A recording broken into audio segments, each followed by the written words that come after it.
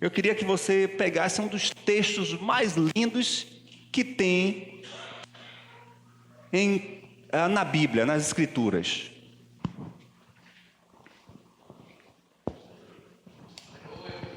No capítulo 1 de Colossenses, nós vamos encontrar o apóstolo Paulo escrevendo para a igreja em Colosso. E esse texto que nós vamos ler falam apenas de duas situações ou dois contextos em que nós podemos profundamente meditar e refletir. O tema dessa mensagem hoje é primazia de Jesus sobre a criação e a igreja. E são essas duas partes que se reporta o texto de Colossenses no capítulo 1, do versículo 15 ao versículo 20. Primazia de Jesus sobre a criação e a igreja. Primeiro nós vamos falar sobre Jesus e a sua primazia na criação. Depois nós vamos falar sobre a primazia de Jesus na igreja. E como o nosso foco ainda é falar de igreja, estamos concluindo esses estudos, essas mensagens falando sobre igreja. Eu quero que você medite comigo no texto. Para eu não ficar cansado da voz, os irmãos vão me ajudar a ler o texto, os versículos. Nós vamos ler, eu não vou ler apenas os versículos ímpares, mas os irmãos vão ler junto comigo todos os versículos. Amém? Vamos lá.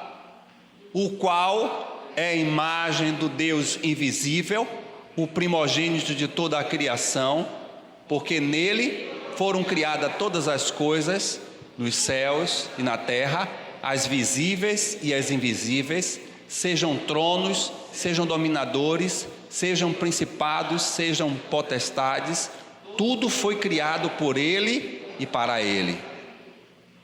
Ele é antes de todas as coisas, e nele subsistem todas as coisas.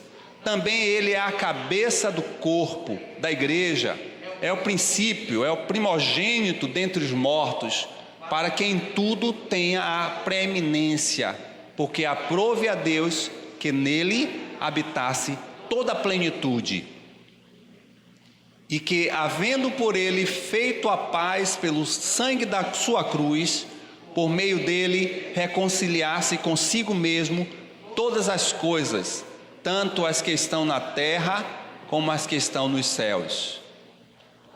Eu não sei se tem ainda mais aí. Pronto. É isso. Senhor, maravilhoso esse texto, mas se o teu Espírito não nos trouxer iluminação, vai ser apenas um trecho que lemos.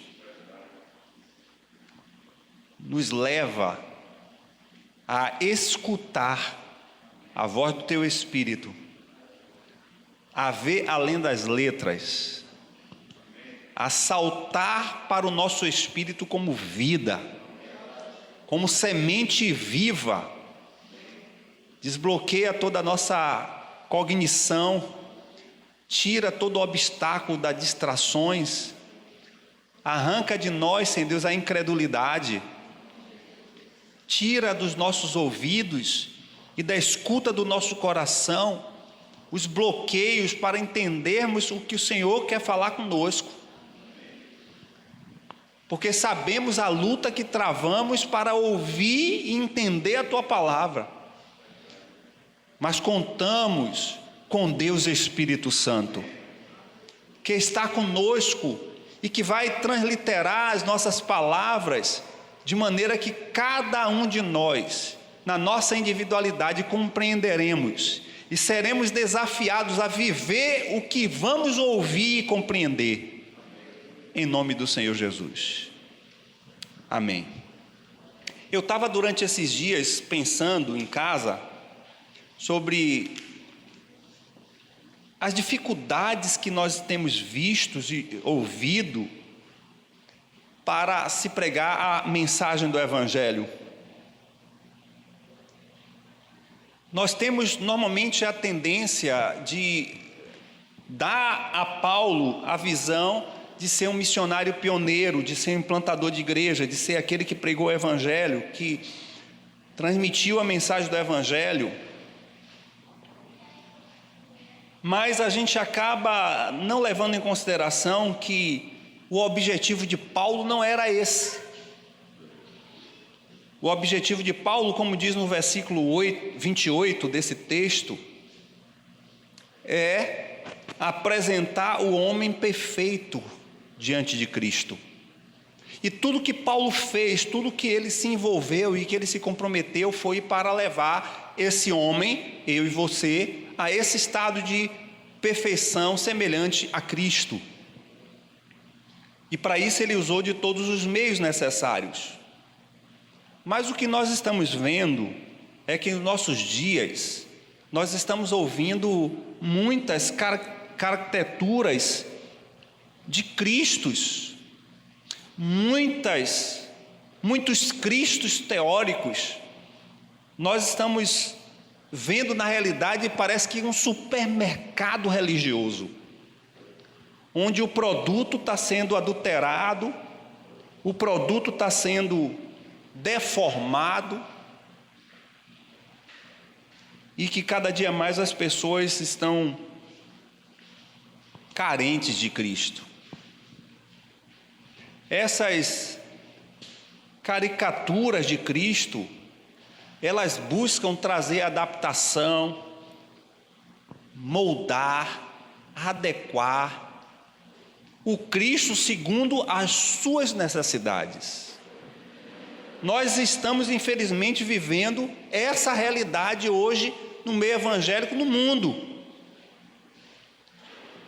Um Cristo que é muito mais adaptado, adequado às necessidades das pessoas e que as pessoas buscam, do que propriamente o Cristo real, o verdadeiro, o único. E uma coisa eu percebo que quanto menos pregamos a Cristo, mais cresce a fé rasa, superficial, descomprometida, imatura.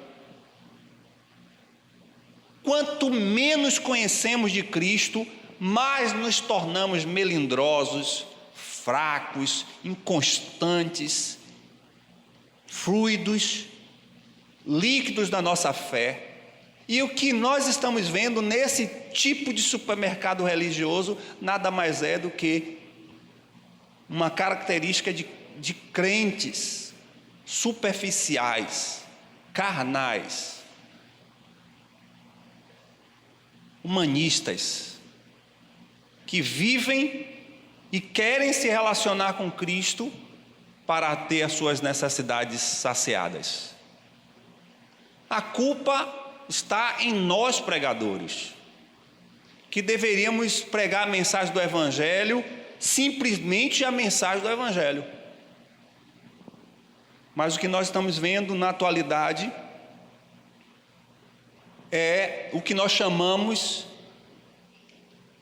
de analfabetismo bíblico. Parece que os fundamentos mais básicos da fé cristã as pessoas não conhecem. Por quê? Porque não é ensinado, porque não é pregado, porque não está sendo exposto de fato, de verdade, a essência e todo o conteúdo bíblico. Nós estamos vendo, infelizmente, uma profunda ignorância bíblica.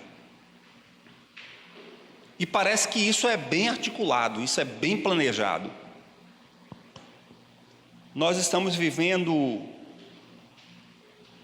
uma fase muito difícil da igreja. E o que o apóstolo Paulo está aqui falando para combater uma religião da época, que era o gnosticismo, em que anulava profundamente a autoridade de Jesus, porque eles entendiam que Ele não poderia ser um homem perfeito, uma vez que na visão gnóstica todo homem tinha natureza ruim, a sua natureza carnal era ruim. Por isso que eles criavam todo tipo de mecanismo para tentar desconstruir isso. Lógico que eram mecanismos distorcidos. Paulo vem trazer uma cristologia bíblica profunda nesse texto, que eu fico admirado como Paulo fala de coisas tão maravilhosas acerca do Senhor Jesus, e ele fala de supremacia. Supremacia é falar de superioridade completa, como Jesus era superior a tudo do universo, e como o Senhor Jesus é superior a tudo que envolve a igreja. Então ele pega esse texto e faz essas duas abordagens, contrapondo a ideia gnóstica que acreditava que Jesus não poderia ser Deus, porque um homem de natureza pecaminosa, de carne corruptível, poderia ser de maneira nenhuma o Deus. Só que eles não compreendiam e não entendiam que Jesus era um homem diferente, um homem sem pecado, um homem que encarnou a presença e a glória de Deus para que pudesse resgatar todo o plano de Deus. E Paulo vem trazer esse conceito da cristologia bíblica com muita propriedade. Eu diria que a cristologia bíblica é uma das teologias mais afetadas nos nossos dias, porque pouco se ensina sobre Jesus, pouco se ensina sobre essa relação igreja e Cristo, pouco se ensina sobre a volta de Cristo, pouco se ensina sobre os valores que Cristo nos ensina e que nos deixam. Irmãos, as pessoas que estão carentes de Cristo, elas querem ouvir a mensagem do Evangelho. Não são estruturas pirotécnicas, não são shows, nem as megas estruturas, não são as estratégias coaching ou de marketing que vai atrair as pessoas para a igreja. O que atrai as pessoas para a igreja, aqueles que querem de fato viver a igreja de Cristo, é puramente o Evangelho de Cristo. O que nós chamamos de Evangelho simples e puro. O que nós estamos vendo é até pirotecnia dentro das nossas congregações, porque são estratégias para ganhar as pessoas. Nós precisamos sim ter uma casa de oração com estrutura agradável, mas não pode passar disso. O que as pessoas precisam encontrar nesse ambiente em que nós denominamos como casa de oração é a mensagem de Cristo. E quem não quer ouvir a mensagem de Cristo não vai ficar aqui, não vai se sentir bem aqui, porque nós não vamos fazer nenhum outro tipo de mecanismo, nem outro tipo de estratégia para atrair ninguém. E por mais que alguns queiram até achar que a mensagem do Evangelho é dura, e é dura mesmo, embora que é doce, é agradável, traz paz. Porque a mensagem do Evangelho, ela é uma mensagem centrada em dois valores: o valor da morte e o valor da ressurreição. Quando nós falamos do valor da morte, nós estamos falando do Evangelho que diz respeito às aflições da vida, às adversidades, às circunstâncias, às lutas, o confronto e a permanente briga que nós temos contra a nossa velha natureza. Mas também o Evangelho fala de ressurreição, de esperança, de vida eterna, de gozo, de alegria em meio às circunstâncias, de paz que só o Senhor pode dar. Então nós precisamos pregar tanto uma coisa quanto outra. Mas nós não vamos adequar a mensagem do Evangelho a nada mais daquilo que o Evangelho pode nos dar.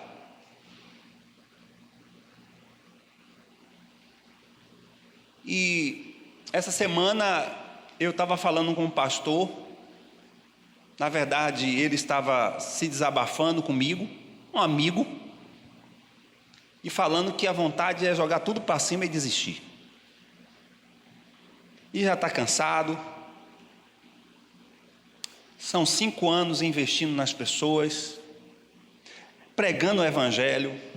As pessoas não mudam, não querem mudar, os comportamentos são os mesmos, as atitudes são as mesmas, e só ficam na crítica, não se dedicam, não servem, e dando naquele relatório que a gente já sabe.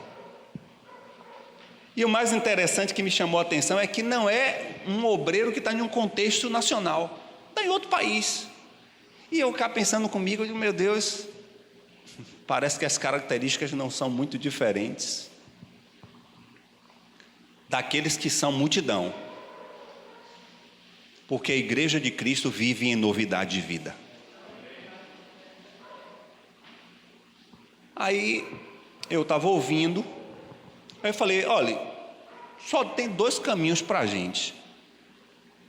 Aí a pessoa, quando fala em caminhos, e nós estamos vendo dias em que as pessoas querem respostas prontas, não é? Alguém vai compartilhar com você uma dor, um sofrimento, uma angústia, quer uma resposta pronta, quer 2 passos para ficar bom, quer 5 mensagens para ficar logo restaurado, quer 2 encontros para o casamento ficar perfeito. E aí eu disse, olha, só tem 2 situações. Ele, rapaz, diz aí. Eu digo, uma desistir, a outra permanecer. Você vai decidir o que é que você quer. Como eu te conheço, eu sei que você não vai desistir. Então, meu irmão, o que eu posso fazer por você é orar com você hoje e dizer que o Senhor te motive, te anime, que você olhe para os céus, que você olhe para a esperança que há em Cristo. E ele, mas rapaz, você tem isso para falar? Eu digo, só tenho isso. Agora eu tenho certeza que o Espírito Santo de Deus que está em mim, que está em você, vai te renovar, vai te fortalecer. E você vai permanecer, porque você é um homem de Deus. Ele disse, desistir eu não desisto. Então, meu irmão, tem que andar. Você quer desistir de Jesus?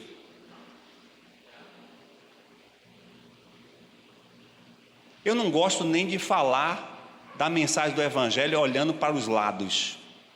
Para trás de hipótese nenhuma. E olhe, não se junte com o irmão que fica aí para o lado, como está acontecendo, não. Olhe para frente, para o alto. Olha para o alto e anda para frente. Para trás, nunca. E as dificuldades, as aflições vão acontecer na nossa vida, mas isso faz parte do Evangelho. Quem ama Jesus vai assumir esse pacote, esse processo e vai caminhar. Quem não ama Jesus vai olhar para trás ou para os lados e vai desistir. Porque a mensagem que nós temos é a mensagem pura e simples de Jesus.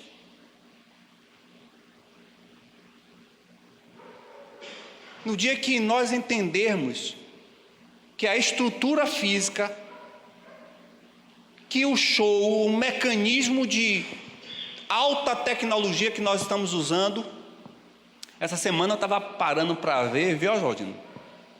Aquelas telas que o pessoal está usando, no fundo, não estou fazendo crítica nenhuma aqui, a igreja nenhuma.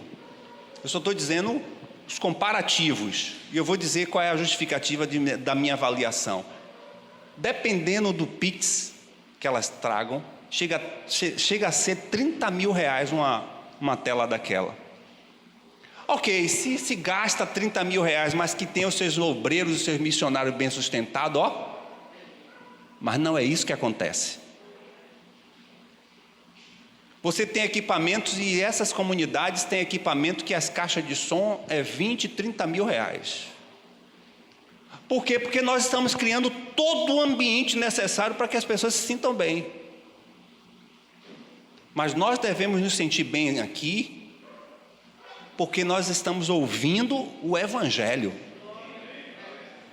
Me mandaram uma foto de uma dessas cidades do sul do Brasil, que a casa de oração foi daquelas chuvas que foram dadas aí no mês de junho.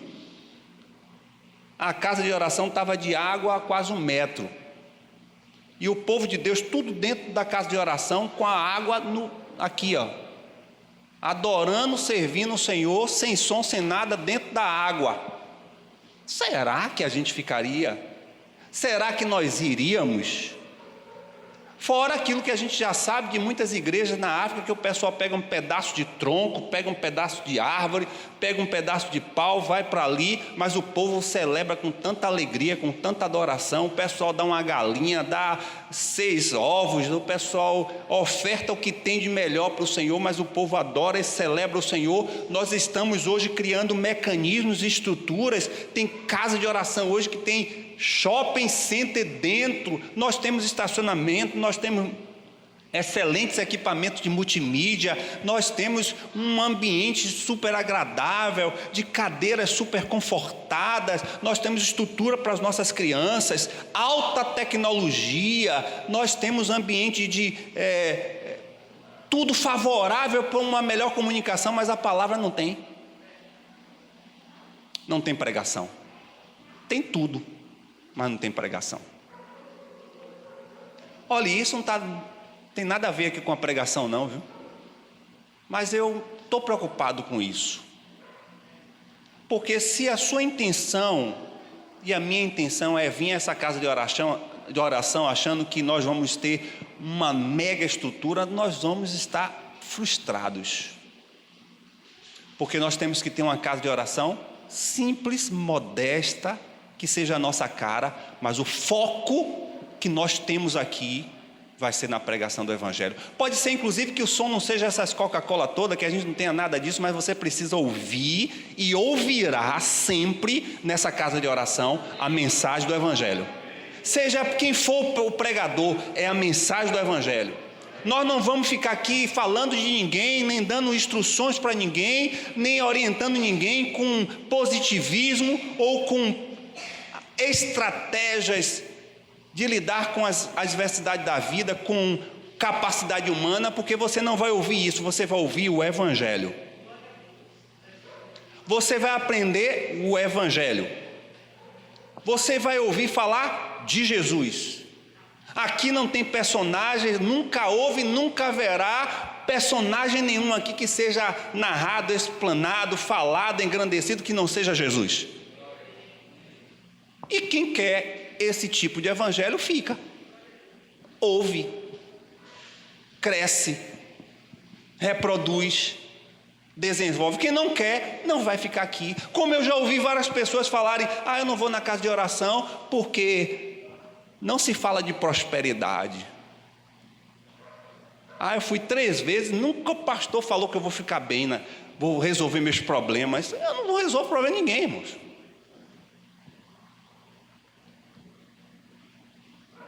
O apóstolo Paulo questionou o Senhor um problema que ele tinha. E ele concluiu, sabe o quê? A sua graça me basta. Tem problemas que a gente não vai resolver e Jesus não está interessado em resolver. Esse problema é parte da construção da sua vida. Faz parte do pacote que o Senhor está cuidando, tratando de você, só que você não consegue entender. Viva só. Já teve pessoas que nos visitaram aqui e que disseram: não vou não porque o ar-condicionado da igreja não estava bom não. Não é para estar aqui mesmo, porque se não tiver ar-condicionado nós vamos estar aqui. Eu não vim por causa do ar-condicionado não. Eu vim porque Jesus me ama e que eu amo o povo de Jesus.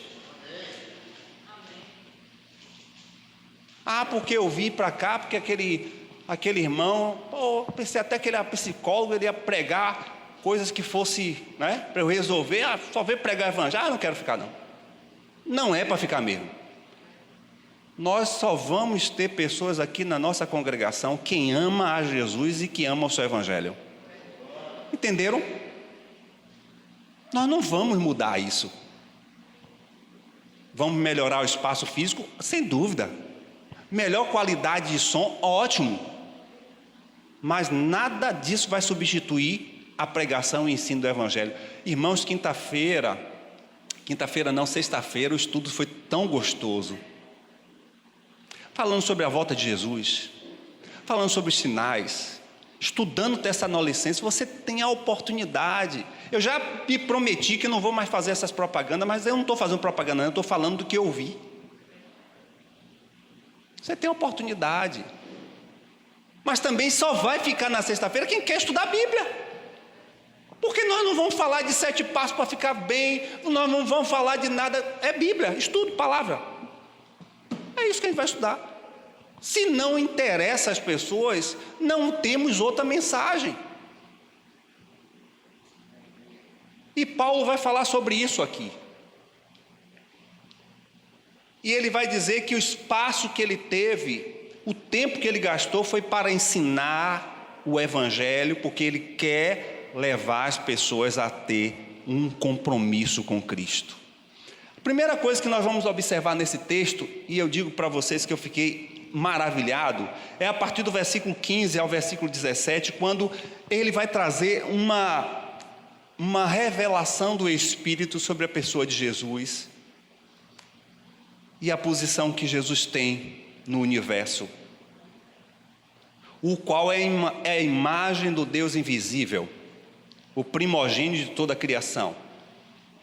Irmãos, algumas dessas traduções não estão trazendo o entendimento real do que o apóstolo Paulo está querendo falar, e eu pretendo caminhar com os irmãos para trazer algumas dessas orientações, dessas palavras que, como por exemplo, ele está falando aqui, o qual, do versículo 15, o qual é a imagem do Deus invisível, o primogênito. Jesus não é primogênito da criação, porque se ele fosse o primogênito da criação, ele era criado.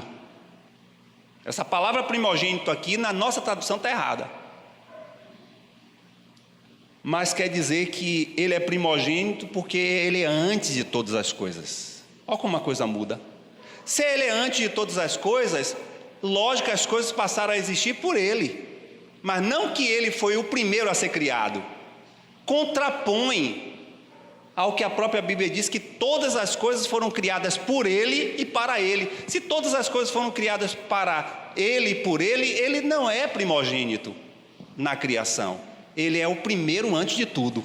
É essa a expressão no original. Ele é o primeiro antes de tudo. Significa que quando o universo se pensou em criar, ele estava lá pensando o que fazer. Céu, estrela, lua, eu, você, mar, terra, gente. Ele estava pensando em tudo. Por isso que diz que ele é a primazia da criação. Ele é antes de todas as coisas, e ele é soberano e é Senhor sobre todas as coisas. E Paulo começa a discorrer sobre isso e começa a dizer o seguinte: olha, ele é a expressão do Senhor, ele é a visão humanizada, encarnada do Deus invisível. Por quê? Porque nós, seres humanos, precisamos lidar com coisas palpáveis. Esse é um ponto. O segundo ponto é que essa encarnação de Jesus é um resgate daquilo que nós já falamos, que foi perdido em Adão. Só poderia ser um semelhante a Adão para restaurar o governo e o domínio da terra, que o Senhor disse a Adão: governe e domine todas as coisas. Adão perdeu esse domínio, e a gente já falou sobre isso, e temos que bater sempre nessa tecla de que Jesus Cristo veio homem para tomar de volta aquilo que era o domínio e o governo sobre o universo que foi dado por próprio Jeová. Decreto de Jeová, não volta atrás. Ele disse: domine, governe todas as coisas, lá em Gênesis capítulo 21. Esse homem perdeu esse domínio, tinha que vir um outro homem da mesma geração, da mesma substância, da mesma forma, para resgatar, e esse homem é Jesus. Ele veio e resgatou tudo que o usurpador, o destruidor, o roubador tomou de Adão. Ele tomou de volta. Tomou e nos deu autoridade. E Paulo está falando sobre isso. De maneira que você só vai encontrar Deus em Jesus. Você quer procurar Deus, tem que procurar Jesus. Porque Jesus é o visível, é a expressão visível de Deus. É a pessoa, é a humanidade de Deus, é a encarnação de Deus. Não existe vida eterna sem Ele. Jesus é a imagem perfeita. O primeiro Adão, ele transgrediu. O segundo Adão, ele restaurou.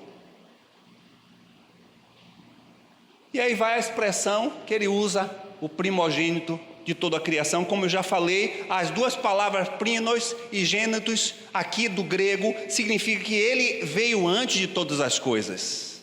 E se ele veio antes de todas as coisas, fala da posição dele, não da sua natureza. A posição de Jesus é ser o Criador sobre todas as coisas, que o Evangelho de João vai dizer que ele, tudo que foi feito por ele.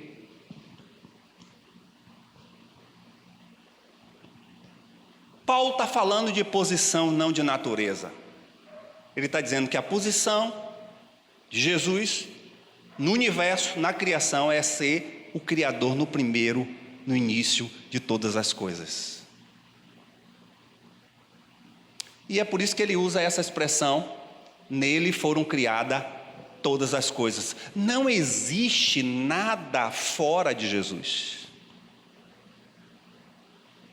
Que nome poderoso. E o mais interessante é que ele diz duas coisas em relação a isso aqui. Eu creio que é outro ponto. Não, é o primeiro mesmo. Primeira coisa é que ele diz que nele foram criadas todas as coisas, então significa que ele é o objetivo de todas as coisas. Mas também ele fala que ele é a essência de todas as coisas. Ou seja, se tudo foi feito por ele, também se não houvesse por meio dele a criação, nada existia. Então Jesus é tanto o objetivo quanto o fim de todas as coisas. E nós vamos pensar em algumas experiências que nos trazem essa convicção. Quando ele vai falar no capítulo 1, versículo 17 de Colossenses, ele diz assim: ele é antes de todas as coisas e nele subsiste todas as coisas. Isso é uma forte afirmação da prioridade, tanto temporal, quanto da supremacia do Senhor sobre o universo. Todo o universo está debaixo da autoridade de Jesus. E aí o Senhor me trouxe à lembrança duas coisas, e eu queria que você prestasse muita atenção em relação a isso. Dessa supremacia, dessa soberania, desse governo, desse domínio que Jesus tem sobre todo o universo. O primeiro episódio nós vamos encontrar Marcos registrando no capítulo 4 sobre Jesus acalmando a tempestade. Eu percebo duas coisas em relação a esse texto. A primeira coisa, Jesus não refaz o mar. Ele nos diz assim: mar, eu estou te refazendo. Você está revolto, fique calmo. Ele não diz isso, porque não é chegada essa hora. Quando ele voltar, esse mar vai ser transformado. Capítulo 21 de Apocalipse vai dizer que vai ser novos céus, nova terra. Tudo Jesus vai fazer novo. Mas naquele momento, ele não fez um mar novo. Ele apenas liberou uma palavra de calmaria. Sabe o que é que eu aprendo disso tudo? O mar estava sendo anti-Deus. Porque o mar estava sendo... Presta atenção no que eu estou lhe dizendo, e vocês vão concordar. O mar está sendo anti-Deus porque o mar não foi feito para ser revoltado. O mar não foi feito para matar pessoas. O mar não foi feito para fazer todas essas malignidades. Isso é causa do pecado. Olhe, o mar está ali diante daquele que o fez. Qual é a postura do mar? Obedecer à voz do seu Criador. Ele diz: calma, mar. Eu chamo e arrepio, meu Deus. E o mar se acalmou. É impossível a criação não obedecer o Criador. E mostra nessa tempestade que Jesus está por cima, sobre a autoridade. Mar, volte. Marcos diz que ele sussurra: mar, volte. Qual é a resistência do mar? Nenhuma. Porque ao ouvir a voz do seu Criador, ele tem que se acalmar. E o que Jesus faz é trazer de volta ao princípio de que o mar tem um controle sobre a sua existência. E o controle do mar é ela ir até a terra. Ai, tsunami que sai, o mar está entrando por dentro da cidade. Isso é anomalia, isso é fruto do pecado, que Paulo vai falar que essa criação geme. O mar não foi feito para matar as pessoas, o mar não foi feito para se revoltar contra os barcos, as embarcações, contra as cidades. Isso é anomalia. Mas por Jesus ter o controle sobre todas as coisas, ele acalma a tempestade. Põe na sua cabeça isso. É impossível a criação não obedecer ao Criador. Segunda experiência para mostrar que Jesus... existem inúmeras, só peguei 2. Essa é a experiência da tempestade. A segunda experiência, também Marcos vai registrar, da figueira amaldiçoada. Eles passam, vê a figueira, se espera se encontrar figos. Mas ela não tinha figos. O texto bíblico e os negritos da nossa Bíblia diz que Jesus amaldiçoa a figueira. Está errado isso. Jesus não pode desfazer o que ele já fez.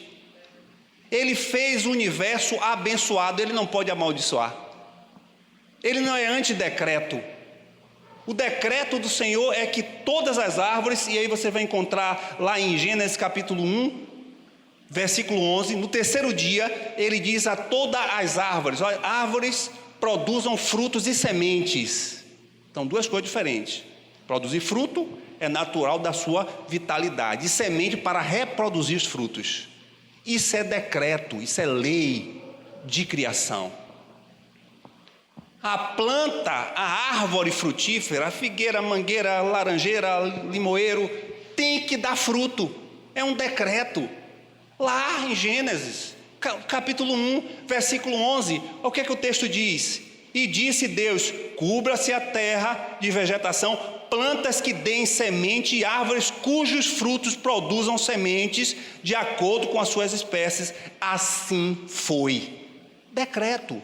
Jesus disse que isso é um decreto, porque foi ele que criou. Ele criou a figueira. Qual era o que era natural dessa figueira, fazendo parte do decreto do Senhor, que desse fruto. A partir do momento que essa figueira não dá fruto, ela está indo de encontro a um princípio de decreto de Deus. É uma figueira que age ante Deus. Assim como o mar é ante Deus, quando ele está em revolto ali, em tempestade, a figueira também. Portanto, ela já estava amaldiçoada. Não foi Jesus que a amaldiçoou. Ela já estava amaldiçoada porque ela estava agindo ante o decreto de Deus. E porque ela estava agindo assim, por causa de mim e você. É por isso que a laranja apodrece. É por isso que a gente comprou a manga, chega em casa e já está podre. É um comportamento amaldiçoado, fruto do pecado. O pecado destruiu tudo. Jesus simplesmente passa por ela e diz, olha, não produza mais frutos. Ele não fez nada a mais daquilo que a própria planta já estava. Ela já estava ante Deus. O que ele fez foi sentenciar que não encontre nenhum fruto. Árvore frutífera que não dá fruto não serve.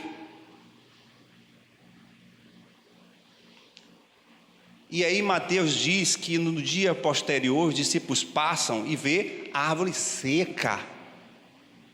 Aí dizem, rapaz, que negócio foi esse que aconteceu aí? E lembraram que Jesus no dia anterior tinha dito, seque-se, que não dê mais fruto. É o mesmo princípio da tempestade. Se a figueira está agindo de forma maldita, porque estava indo de encontro ao próprio decreto de Jesus, de que ela deveria dar fruto, ela por si só já era maldita, o que servia para ela era apenas uma graça de Deus para que ela já se exterminasse. Que é o que foi diferente conosco. O que deveria acontecer conosco, que nós estudamos na sexta-feira sobre isso, é que deveria vir sobre nós a ira de Deus.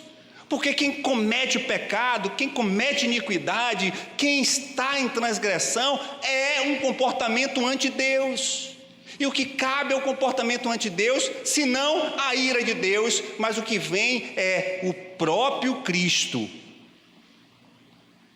o Deus visível, pela sua graça, pelo seu amor, pela sua redenção, tira essa maldição que está sobre nós e nos faz uma nova criatura.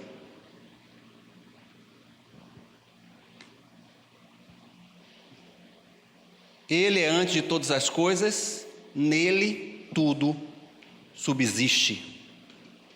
O termo aqui é a ideia de manter na ordem. Subsiste é uma palavra que nós podemos trazer no significado da construção de um sistema em que o universo está de forma harmoniosa, agindo e existindo.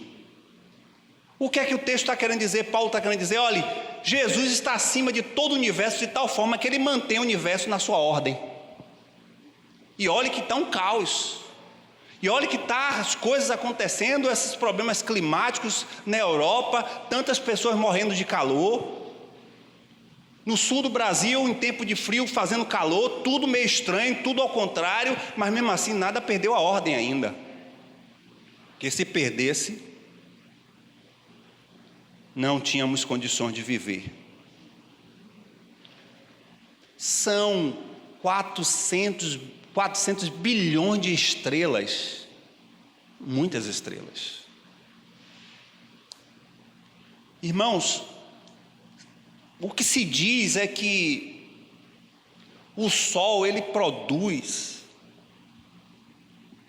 40 trilhões de megatons de energia. A gente não imagina o que é isso. E aí o homem saca isso e começa agora a colocar as placas para poder absorver e trazer energia. Oh, a inteligência humana.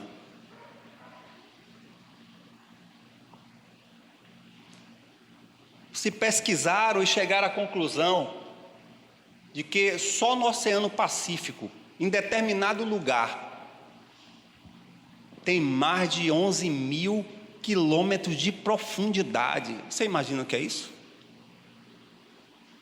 Mas quem fez isso? E por que essas coisas estão tudo muito bem organizadas? Com tanta profundidade, por que esse mar não entrou por dentro da terra fora?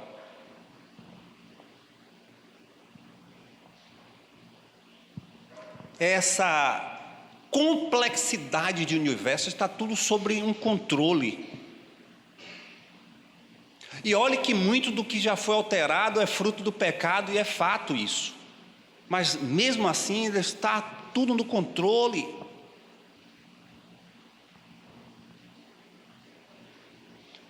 Tudo depende dele. Tudo existe pelo seu poder. E Paulo está chamando a atenção para essa realidade, porque na visão gnóstica eles acreditavam que existem entidades iluminadas espirituais elevadíssimas. E Paulo vai chamar a atenção dizendo que até as coisas visíveis e invisíveis foram por ele criadas. E ele começa a trazer inclusive seres criados também. Ele vai falar tanto o principado quanto o potestade, tudo existe por ele. Paulo está indo de encontro a uma teologia maligna que existia na época ali do povo em Colossenses, que acreditava nessas entidades espirituais como se fossem os criadores do universo, e Paulo está dizendo, só um que criou o universo, só um que mantém o universo sob o seu controle, só um está no governo de todas as coisas, e todas as coisas existem por ele, para a glória dele. Paulo está falando isso. Coisas que hoje a tecnologia, a ciência está buscando, as escrituras já dizia. Porque você chega ali no mar e ele está no controle, ele não passa dali. Existe um decreto de criação que diz, você fica até aqui. E aí as coisas invadem porque a gente adultera e deforma a criação. Porque quando o mar ultrapassa seus limites, é porque o homem também ultrapassou os limites do mar.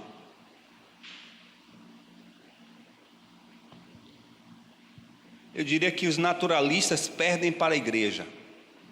Os naturalistas perdem para a igreja quando eles defendem toda a estrutura do meio ambiente. Quem deveria defender o meio ambiente, quem deveria cuidar do meio ambiente, deveria ser a igreja. Nós é que deveríamos cuidar da criação de Deus, com os lixos, com a água que a gente usa para tanta coisa e não sabe o valor que é, para reaproveitar as coisas, ou reciclar. A igreja conhecedora de que Jesus está no controle de todas as coisas, deveríamos ser os mais defensores da natureza, não os naturalistas. Você observe que tudo tem a ver com a gente. Tudo tem a ver com a igreja, tudo tem a ver com Deus, tudo tem a ver com o Senhor Jesus. Ele estava fazendo com a tempestade uma realocação do que deveria ser natural. Todas as coisas, tudo que criou, está sobre ele. E quando Paulo fala, ele usa a expressão todas as coisas, ele usa uma expressão no grego para dizer que todos os seres e todo o universo está sob o controle de Deus, na pessoa do seu Filho. Por isso que ele tem a primazia, ele tem o controle, o domínio, as coisas visíveis, as coisas invisíveis, tudo está no controle dele. E aí Paulo vai, por fim, falar sobre Jesus também, o cabeça da igreja. Ele vai a partir do versículo 18 dizendo também, ele é a cabeça do corpo da igreja, ele é o princípio, é o primogênito dentre os mortos, para que tudo tenha a preeminência. Porque aprove a Deus que nele habitasse toda a plenitude. E aí ele vai falar a partir do versículo 21, lá de Efésios capítulo 1, ele diz: muito acima de todo governo e autoridade, poder e domínio, de todo nome que se põe a mencionar, não apenas nesta era, mas também na era que há de vir, Deus colocou todas as coisas debaixo de seus pés e o designou cabeça de todas as coisas para a igreja, que é o seu corpo, a plenitude daquele que enche todas as coisas, em toda e qualquer circunstância. Paulo falando aos Efésios no capítulo 1, a partir do versículo 21. Paulo ele se volta agora para falar de Jesus como aquele que está acima de tudo da igreja. E ele fala então que Jesus é o cabeça do corpo. A ideia é a autoridade absoluta, é o governo, é a direção, é a qualidade, é o controle de todo o corpo, está na pessoa de Jesus como cabeça, como um mentor, como aquele que nutre, aquele que supre, aquele que transmite vida. Ele como cabeça, ele está nessa condição de trazer essa harmonia, mas também ele está na unidade, na harmonia entre o corpo e o cabeça, porque um não se separa do outro, um vive em função do outro. E ele também é o cabeça porque foi ele que pensou. Quando o Pai pensou na criação e na recriação da humanidade, Jesus pensou em uma comunidade. É como se Jesus estivesse dizendo para o Pai: Pai, eu sei que o homem está desse jeito, está caído, está completamente destituído, mas eu vou como homem refazer e trazer agora a nova geração de homens e mulheres, e essa nova geração de homens e mulheres são aqueles que são lavados e remidos pelo sangue do Cordeiro, são aqueles que nasceram de novo, são aqueles que receberam a Cristo como o Senhor de suas vidas e que têm a presença do Espírito Santo em sua vida. Essa é a nova geração. Ele é o cabeça desse povo, ele que idealizou, foi ele que pensou e foi ele que constituiu. É por isso que a igreja ela nunca falha, ela nunca perde, ela nunca se acaba. E aí ele vai dizer também que ele é primogênito de entre os mortos. Lógico, o processo dessa nova vida é culminada, é concluída quando nós estivermos completamente modificados e transformados. Aqueles que estão mortos vão ressuscitar em Cristo e serão novas vidas completas e plenas e alcançarão a glorificação. E Jesus estava pensando nisso. Ele idealizou isso. E como ele idealizou isso? Ele ressuscitando. O Espírito Santo ressuscita Cristo e faz de Cristo a essência maior. E o plano que o Senhor tem para a vida de Jesus, na perspectiva da revelação dada para Paulo, é que agora o seu nome está ainda mais elevado. Se Paulo fala no capítulo 1 que ele estava em glória antes da existência humana, ele agora está em uma glória muito mais elevada, porque ele cumpriu com o plano do Pai de fazer uma nova geração, de novas vidas. Adão e Evas novas, mulheres e homens novos agora nele. E quando ele ressuscita, ele fecha esse ciclo. Ele diz: Pai, pronto, já está tudo pronto, já concluí. E o Pai disse: eu vou te dar um nome, filho, acima de todos os nomes. Quando Paulo fala sobre isso, quando o evangelista João fala sobre isso, fala em uma condição muito mais elevada do que ele tinha antes. Se era em glória, não saberemos o que podemos falar agora. É muito mais do que glória. Se era de autoridade e poder, nós podemos falar que agora é muito mais além de autoridade e poder. Jesus ressuscitou, cumpriu com o plano e abriu a porta para uma comunidade de ressurretos. Por isso que o Senhor Jesus vai falar para Maria: não sou Deus de mortos, tu não sabes que eu sou a ressurreição e a vida? Morte para a igreja é uma passagem, não é o fim. Porque o que nos aguarda é sermos ressurretos, como Cristo foi. E o nosso estado será muito maior do que estamos nele, por ele e por causa dele. E Paulo está chamando a atenção para isso. Essa ressurreição é tanto a garantia como a convicção e a certeza de que nós somos uma geração feita nova em Cristo.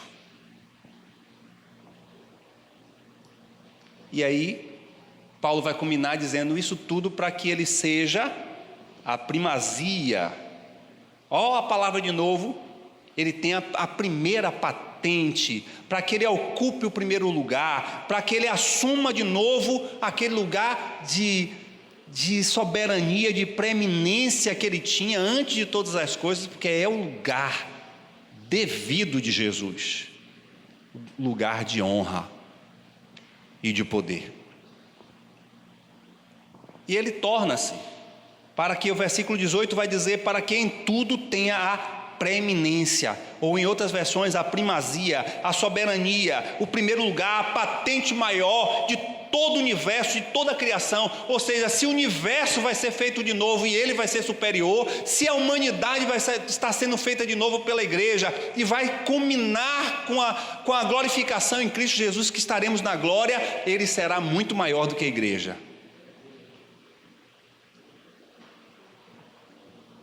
Ele é o primeiro lugar em toda a excelência e perfeição e integridade. Ele é o primeiro em posição, em domínio, controle e poder. Ele é o primeiro em tudo. E o versículo 19, o apóstolo Paulo vai dizer: nele residisse toda a plenitude. O Pai pensou no Filho, e pensou no Filho como aquele que haveria de concluir todo o mistério de Deus. O universo sendo recriado, reestruturado na volta do Senhor Jesus.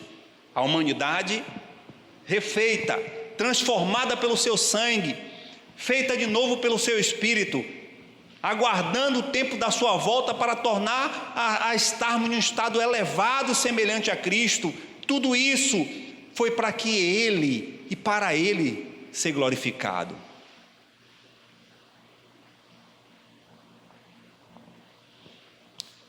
Então Jesus tem a majestade no universo e na igreja. É para Ele, é por Ele e para Ele que tudo existe. E Paulo vai dizer que Jesus é o herdeiro de Deus. São expressões para nos lembrar que Ele não vai ser o herdeiro daquilo que Ele já é dono, mas para nos lembrar de que Ele passa a ser herdeiro para que nós pudéssemos ser nele co-herdeiros. É aquela coisa que você não tinha direito a nada, mas pelo direito dele, te fez com todos os direitos devidos que compete também a ele. Só como somos co-herdeiros. Foi ele que causou isso. É por isso que não existe outro motivo, outra razão, outro propósito do universo da igreja existir, se não for para glorificar Jesus. Por isso que nada daquilo que falamos inicialmente vale a pena. Estrutura, organização, homens, nada pode tirar o lugar de Jesus. E com tudo isso, o que é que a gente precisa sair daqui conscientes? Precisamos sair daqui conscientes de que nada da nossa vida e do universo estão à margem do governo e do domínio de Cristo. E isso é difícil a gente entender, porque a gente não consegue olhar nessa perspectiva até para as circunstâncias difíceis que nos sobrevêm. Como essa situação difícil tem a ver com o governo e o controle de Deus? Tudo. Porque tudo que tem a ver com o que acontece no universo e na minha vida, vai culminar com a glória de Cristo. Eu saio daqui nessa manhã ciente de que aprove a Ele, aprove a Cristo, primeiro em toda a criação. Tudo passou a criar por conta dele. Foi ele que fez todas as coisas. Ele resgatou diante da igreja essa autoridade de representá-lo. Eu preciso sair daqui nessa manhã ciente disso, de que tudo aquilo que foge da normalidade, do plano e do decreto do Senhor, eu como igreja preciso refazer, reestruturar, reordenar na autoridade do seu nome. Eu preciso sair daqui consciente e ciente de que eu tenho importância e sentido para o meio ambiente. Eu sou importante nesse processo de manter o meio ambiente saudável,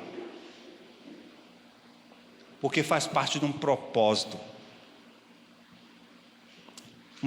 do Criador. Eu preciso sair daqui hoje consciente de que esse Jesus que criou todas as coisas, esse Senhor sobre todas as coisas, quer um relacionamento comigo. Mas não é qualquer pessoa. E na proporção da sua integridade, da sua personalidade, na condição de quem Ele é, eu não posso ter um relacionamento qualquer com Ele. Não pode ser menos do que a altura de quem Ele é. Não pode ser menos da forma em que Ele se entregou na relação conosco. Não pode ser menos com o amor pelo qual Ele tem nos amado, mesmo sabendo que o nosso amor sempre será inferior. Mas eu preciso sair daqui consciente de que esse Cristo que fez todas as coisas e é Senhor sobre todas as coisas, Ele quer ter um relacionamento comigo. Que privilégio! O privilégio do Criador de todas as coisas ter diálogo, relacionamento, contato comigo. Isso muda muito a minha ideia e meu conceito de relacionamento com Cristo. A gente sai daqui ciente de que isso tem mais a ver com Ele do que tem a ver conosco. Isso tem mais conexão com seus propósitos para as nossas vidas do que com as nossas necessidades. É por isso que o Evangelho é o Evangelho de Cristo, não é o Evangelho para o homem. É por isso que Jesus nos chamou para ser discípulo dele, negando a nós mesmos e seguindo. Ele não nos chamou para saciar as nossas necessidades.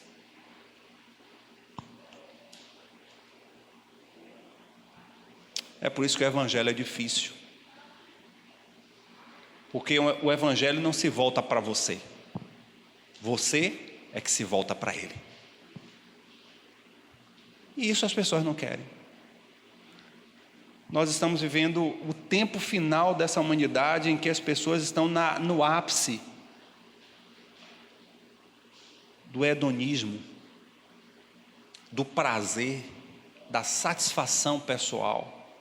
E tudo que envolve as nossas relações, e tudo que envolve tudo que desejamos, tudo que envolve tudo que precisamos, tem a ver com essa primícia de que eu quero tudo para o meu bem-estar, para o meu prazer, para a minha vontade. E isso é tudo que o Evangelho não faz. Por isso que é difícil.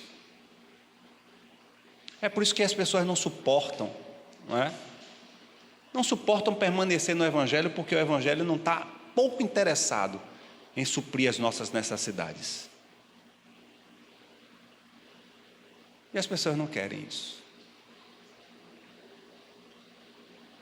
Como nós estamos vivendo tudo muito líquido, muito solúvel, descartável.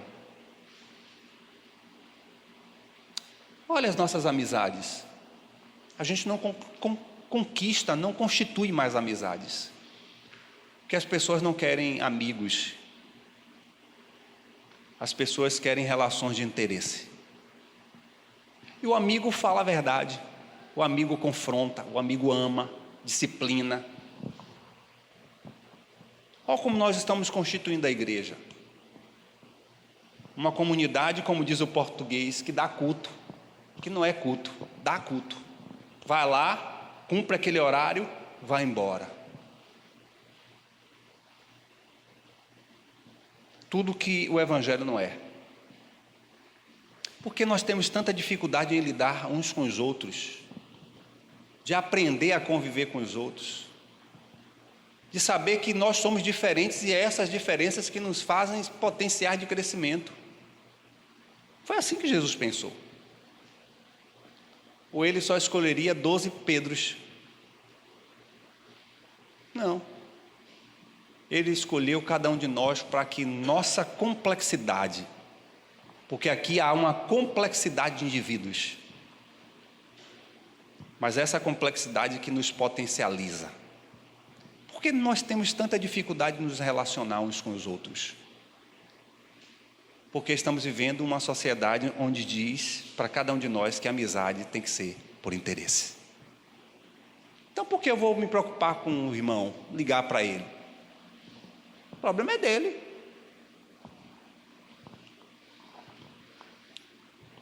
Se não for para viver na contramão disso tudo, irmãos, a gente está no lugar errado.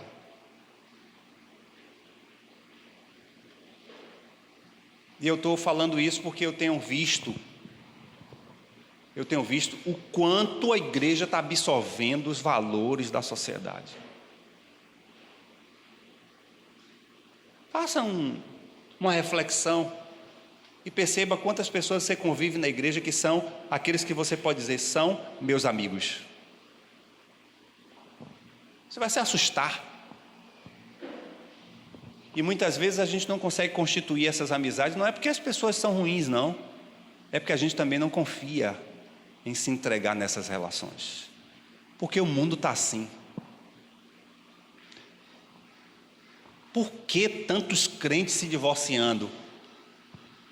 Porque a porta mais fácil é a separação. O caminho mais difícil é a convivência. Mas são os valores de Deus que estão sendo jogados no ralo. Se fala tanto de divórcio. Se fala tanto e se permite tanto divórcio dentro da igreja hoje. Quando na realidade nós devemos falar sobre construir relacionamentos saudáveis.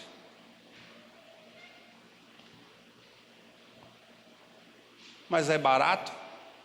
É fácil? É rápido? É instantâneo? Não. Por isso que as pessoas não querem. O povo quer relacionamento perfeito. Tá ruim, viu? Tá difícil. O povo quer chegar numa igreja perfeita. Que o povo ligue, paparique, visite, assista, mas servir nada, doar nada, se dedicar nada. Por quê? Porque estamos distorcendo os valores de Deus. Mas não é assim com você, ou é? É assim com você?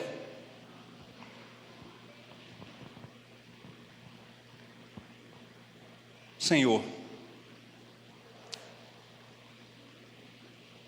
a tua palavra, ela é confrontadora.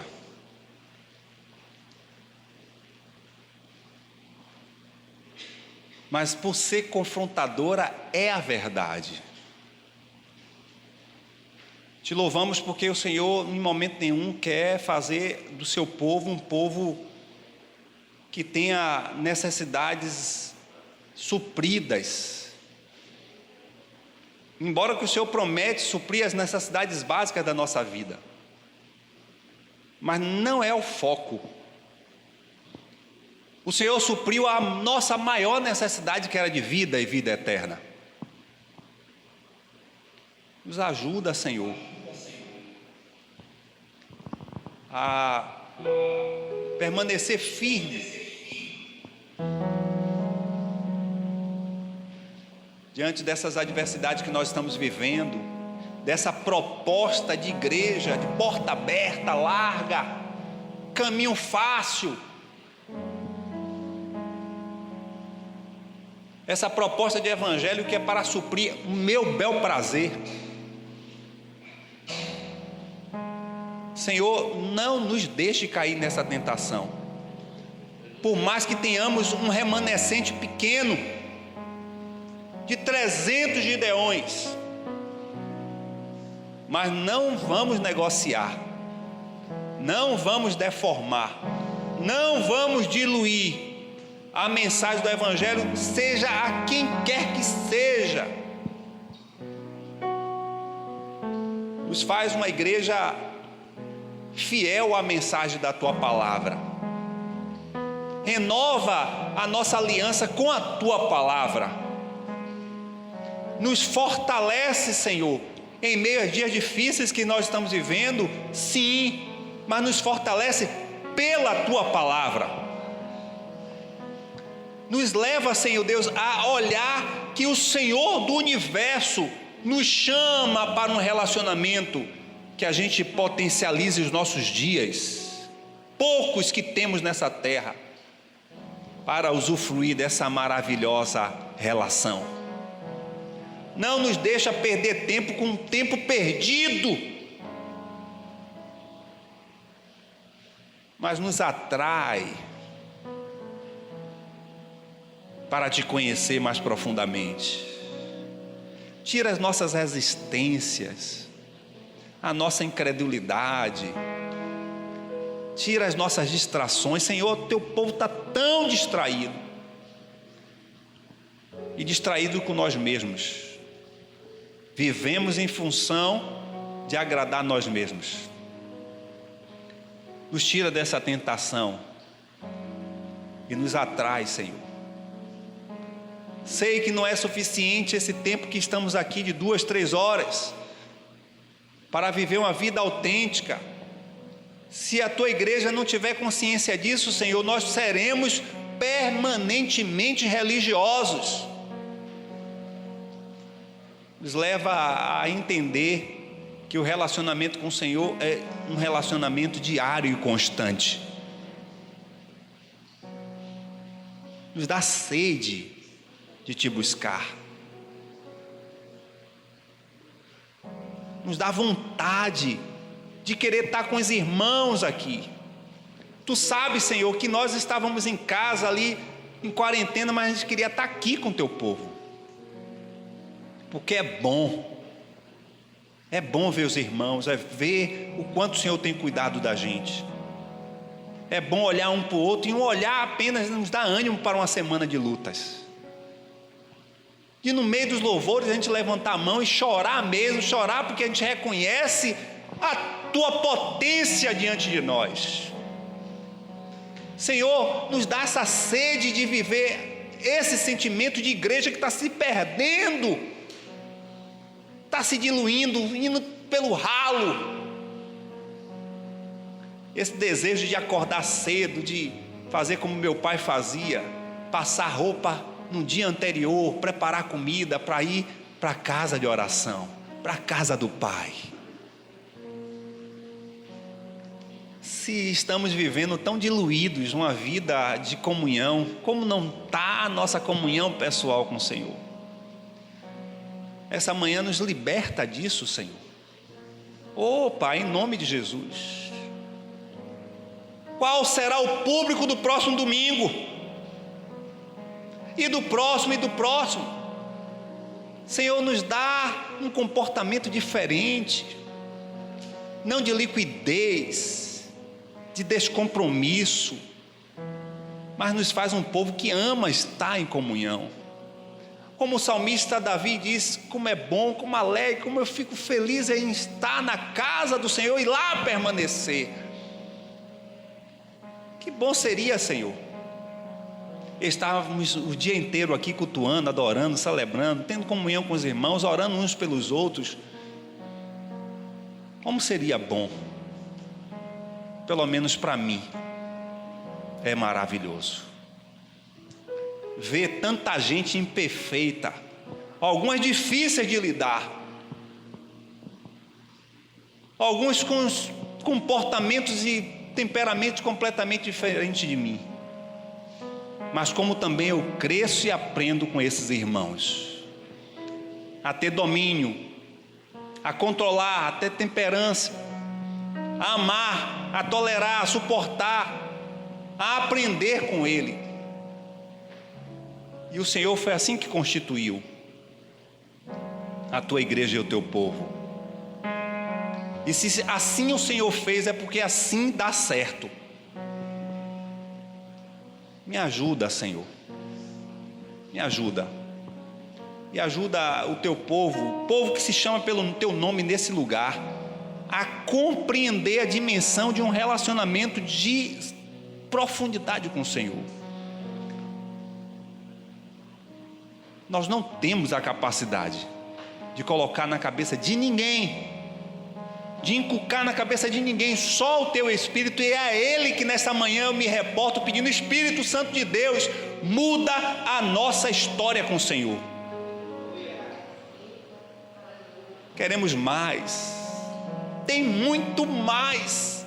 Se o Senhor, Criador dos céus e da terra, fez o oceano com mais de 1000 quilômetros de profundidade, algo inesgotável é a essência do teu ser,